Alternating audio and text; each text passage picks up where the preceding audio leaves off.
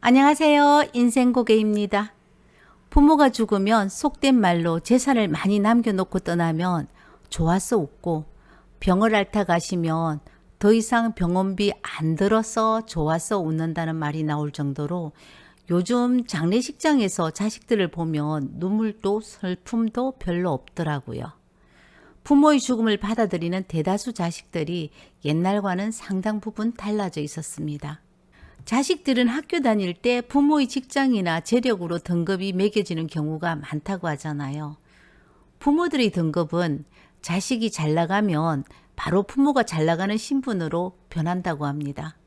누구 집 아들이 의사가 되고 또 누구 집 아들이 판검사가 되면 자식의 신분만큼 부모들은 인정받고 싶어하는 것도 현실이고요. 그것이 자식으로 인해 생기는 부모들의 서열입니다. 자신에게 꼴찌 등급을 안겨준 부모에게 자식은 아버지 죽음 앞에서까지 자신의 사회적 신분으로 아버지가 사람들에게 인정받는 것을 차단한 이야기를 해볼까 합니다. 한참 퇴근 준비를 하고 있는데 60대 중반 정도 되는 여자분이 들어오셨어요. 전에 한번 사무실에 왔는데 지나가다 문이 열려서 들어왔다고 했습니다. 세상 걱정은 다 가지고 있는 얼굴로 자리에 앉으면서 이 집에는 아가 몇이나 되는겨? 전 딸 셋입니다. 아저씨는 있지? 예? 갑자기 뜬금없이 남 아저씨는 왜 물을까? 아직 남편분은 일 마치고 안 오신 모양이네. 전에 택시 한다고 하셨죠? 지금도 택시 하시죠? 택시 안 한 지 1년 다 돼갑니다. 이사를 잘못했는지 이사하고 석 달 만에 사고로 세상을 버렸다인겨. 어떤 위로말을 해야 할지 몰라서 가만히 가서 안아주었습니다. 아들이 온다고 해서 안 볼라고 나왔는데 갈 데가 없네. 여기 좁게만 앉아 있다가 가입시다. 아들 오면 좋지 왜 안 보려고 해요? 저가 아버지 살았을 때부터 얼마나 매정하게 하는지 무섭다.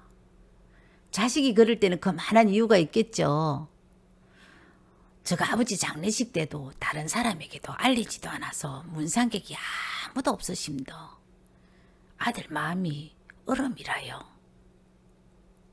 난 아버지 평생 안 볼 생각이었지만 그래도 낳아준 부모라서 직장 다니면서 자식 대신할 수 있는 보험을 2개 들었는데 보험 수익자도 동생 앞으로 해놨다.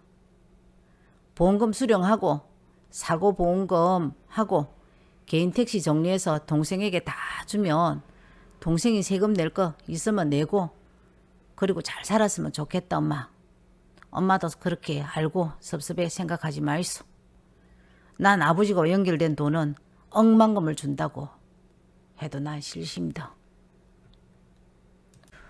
동생 처가스나는 결혼도 안 하고 맨날 엄마 뒷바라지에 아버지 말도 안 되는 요구 들어주면서 살아왔다인겨. 내가 자식으로 미안하고 오빠로서도 평소 미안한 마음이 없는 것은 아니지만 내가 아버지 안 끊으면 내 자식이 힘드니까 난 내가 살았는 거는 괜찮다 엄마. 난 내 자식이 그래 사는 거는 나는 그거는 못 참겠더라.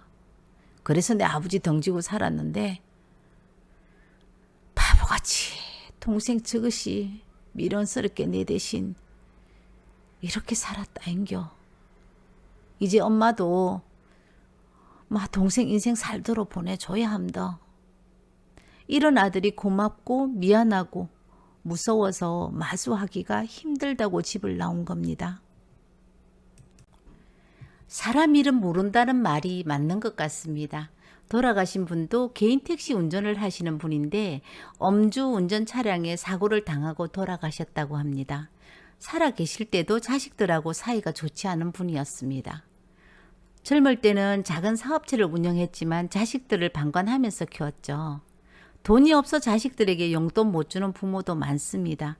하지만 자신은 골프 치고 외도로 딴 집 살림 차리면서 자식들을 외면하고 살 때 자식들은 고등학교 때부터 알바하고 대학도 6년을 거쳐 겨우 졸업을 했으니까 부모에 대한 원망이 많았겠죠. 대학 졸업을 하고 취업을 하면서 부모에게 등을 돌리고 보지도 않고 살았답니다. 세상 모든 것이 거래입니다. 부모와 자식도 서로의 애착을 주고받는 거래라고 보면 됩니다. 부모와 친밀한 정서적 관계가 형성되지 못하면 부모에게 받지 못했던 사랑을 그리워하면서 평생 살아가는 것이 자식입니다. 부모는 자식에게 준 만큼 자식들에게 바라면 안 되죠. 돌려받으려고 할 때 갈등이 생기기 마련입니다. 운영하던 사업체 자금난으로 살고 있는 집도 몽땅 날리면서 부모 자식 간의 갈등이 시작되었죠. 내가 살 집 보증금하고 월세는 이제부터 너가 좀 내야 되겠다. 이제 아버지 돈 하나도 없다. 내가 너희들 입히고 먹이고 대학까지 마치도록 새벽부터 늦은 밤까지 일하면서 뒷바라지 했는데 뭐라? 이것도 못 해준다고? 못돼 처먹은 놈들. 꼭 매정한 것들이 지금하고 똑같은 것들이. 자식 인생, 소유권도 고난도 모두 부모가 가지고 있다고 믿는 부모들 많잖아요. 부모 자식 관계를 망치는 부모들이에요. 끝에는 자식들에게 버림받을 수 있는 부모이기도 하고요. 자식 이기는 부모 없다고 하지만 자식도 부모 모질게 외면 못하고 현실적으로 힘들면서 이번만이다. 진짜 이번만이다. 이번만이다. 이렇게 생각하고 밑빠진 독에 물 붓기로 같은 배를 타는 경우가 많죠. 그래도 딸이 최고더라. 내가 저걸 안 낳았으면 지금 나는 죽고 없지 싶다. 결혼을 하지 않고 아버지가 집을 팽개치고 헤매일 때 건강이 안 좋은 엄마를 돌봐오던 딸은 보증금과 월세를 또 부담하고 맙니다. 문제는 여기서 끝났으면 얼마나 좋겠어요. 솔직하게 부모가 자식에게 조금은 바랄 수도 있죠. 전혀 없다는 것도 거짓말 아니겠어요? 하지만 자식이 알아서 우리 부모님 우리 키운다고 고생하셨어요 하면서 주면 좋겠지만 부모가 준 만큼 자식에게 돌려달라는 것은 아니다라는 거죠. 요즘에는 개인 택시가 무사고 운전 5년 경력만 있으면 일반인도 개인 택시 면허 양수 자격증을 취득할 수 있지만 2011년 개인 택시 자격 기준이 완화되기 전까지는 영업용 차량 경력이 일정 기간이 있어야 개인 택시 면허를 얻을 수가 있었대요. 대구는 타도시 대비 거래되는 금액이 약간 저렴한 편이지만 그래도 몇 천이 넘었는데 이 비용을 자식에게 부담하라고 날마다 술 먹고 내가 너희들 키울 때 돈이 몇 억을 넘게 들여서 키웠는데 그거 갚아야 될까 아이가? 이렇게 요구를 했답니다. 네 잘난 아들인데 가서 돈 해달라고 해라. 이번에 돈 안 해주면 호적 파가라고 해라. 알겠나?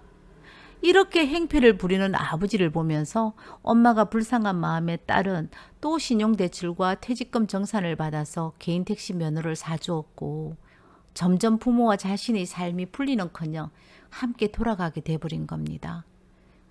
가난도 집안 환경도 모두 대물림이 된다는 것을 알고 계시죠? 이건 악순환입니다. 끝없이 요구하는 부모를 끊을 수 있는 것은 자식이 해야 되는 겁니다. 자식들의 몫입니다. 이 집 아들이 그랬다고 합니다. 굶어 죽더라도 아버지 엄마 문제니까 자신에게 부탁을 하거나 요구하는 것은 하지 말라고 단호하게 의사를 표명하고 왕래를 끊었다고 합니다. 자신에게도 자식이 있고 가족이 있으니까 자식에게 키워준 대가를 바라지는 말라고. 다음에 자기는 자식들에게 절대 아버지처럼 사는 부모가 되지 않을 거라고 했대요. 부모의 인생을 사는 것이 아니고 난 지금부터 내 인생을 살아야 되겠다라고 그렇게 말을 했답니다. 부모와 자식들이 왜 싸우는지 아세요? 가족을 버릴 수 없기 때문에 다람쥐 쳇바퀴 돌듯 혼란스럽지만 그 속에 갇혀 살기 때문입니다. 정서적인 것을 분리를 못했기 때문에 싸우는 거죠. 부모가 자식에게, 자식이 부모에게 받아줄 수 없는 요구사항들은 어느 한쪽에서 수용을 하든지 아니면 싸우면서 설득을 해야 되는데 대부분 사람들은 그냥 싸움부터 합니다. 성인이 되면서 몸은 분리가 되었지만 정서적으로 분리되었지 못했기 때문에 부모의 힘든 일을 해결해 주어야 된다고 생각하고 해결해 주지 못하면 부모에 대한 죄책감으로 힘들어하는 자식들 많습니다. 늘 부모를 원망하고 환경을 탓하면서 정작 떠나야만 된다고 생각하면서도 떠나지 못하는 것은 아버지는 힘들게 했지만 어머니를 보면은 결국 자기 인생 찾아 떠나던 발길을 돌려서 복잡한 가정으로 돌아와서 찢고 뽑고 싸우면서 또 살아갑니다. 자식이 왜 부모와 점점 멀어진다고 생각하십니까? 만나면 부담이 되니까 전화도 하지 않고 찾아오는 횟수가 점점 줄어들겠죠. 그러다 자식이 어디에 사는지도 모르는 부모들도 나옵니다. 더 늦기 전에 자식이든 부모든 놓아주어야 합니다. 자유롭게 각자 인생 살도록.